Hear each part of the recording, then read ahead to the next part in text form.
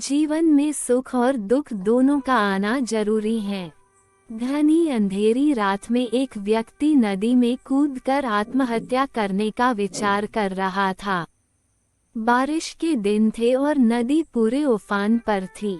आकाश में बादल घिरे थे और रह रहकर बिजली चमक रही थी। वो आदमी काफी धनी व्यक्ति था, लेकिन अचानक हुए घाटे से उसकी सारी संपत्ति चली गई थी। उसके भाग्य का सूरज डूब गया था। चारों ओर निराशा ही निराशा थी और भविष्य नजर नहीं आ रहा था।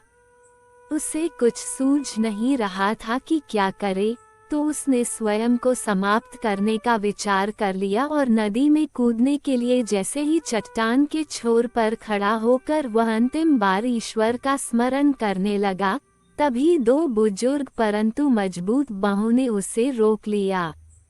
बिजली की चमक में उसने देखा कि एक बूढ़े साधु उसे पकड़े हुए है।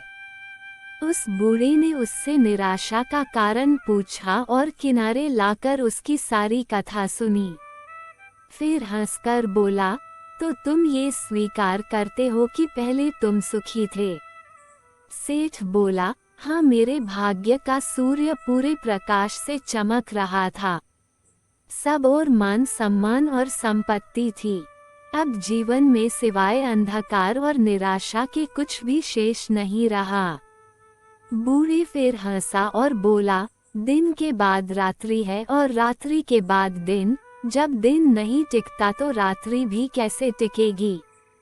परिवर्तन प्रकृति का नियम है, ठीक से सुनो और समझ लो।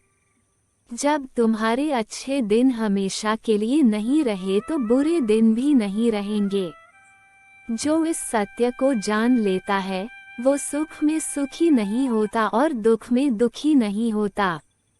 उसका जीवन उस अडिग चट्टान की भांति हो जाता है जो वर्षा और धूप में समान ही बनी रहती है।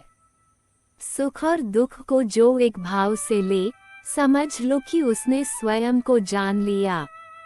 सुख दुख तो आते जाते रहते हैं, यही प्रकृति की गति है। सोचो, यदि किसी ने जीवन में एक जैसा ही भाव देखा, हमेशा सुख का ही, जिस चीज की आवश्यकता हुई उससे पहले वो मिल गई, तो क्या वो कुछ उपहार पाने की खुशी का अनुभव कर सकता है?